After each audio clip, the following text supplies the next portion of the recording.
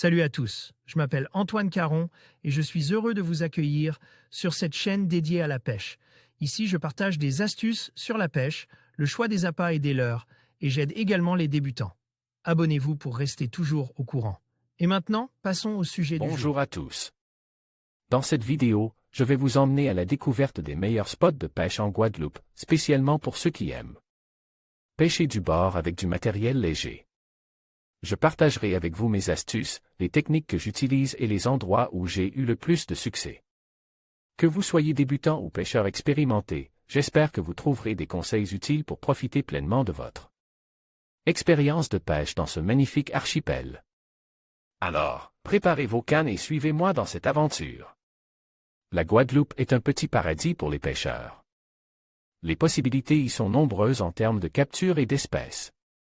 En vacances en famille, l'idéal est de se focaliser sur des sessions courtes avec du matériel léger pour saisir la moindre opportunité de pêcher simplement. Il y a de très nombreux spots à pêcher, voici comment les aborder avec du matériel léger. Les ports comme partout, les ports sont des postes stratégiques, très bons à pêcher. Ils regroupent les juvéniles de nombreuses espèces venues se réfugier et des prédateurs plus gros chassant souvent le matin ou le soir dans ces infrastructures. L'idéal est de pêcher à vue. En Guadeloupe, il est possible de capturer de très nombreuses espèces. Les poissons lézards sont omniprésents et découpent le moindre leurre souple avec leurs dents acérées. Les orphies tropicales font de même et ont même la fâcheuse tendance à couper la ligne et même à percer les poissons nageurs.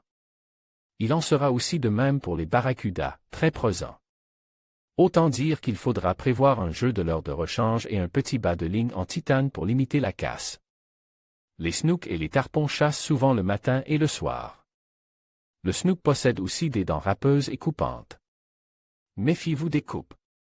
Le tarpon, lui, est quasiment affairé sur du matériel light. Sa gueule très dure rend la pénétration de hameçon presque impossible avec une canne légère. Les estuaires et au saumâtre il s'agit de postes difficilement accessibles du bord. Ponctuellement, il existe des accès pour faire quelques lancers. Il est possible de capturer là encore de nombreuses espèces. Des sortes de gobies surdimensionnés, des tilapias, des babi-tarpons ou encore des snooks et pléthore d'espèces. J'avais même capturé un poisson globe.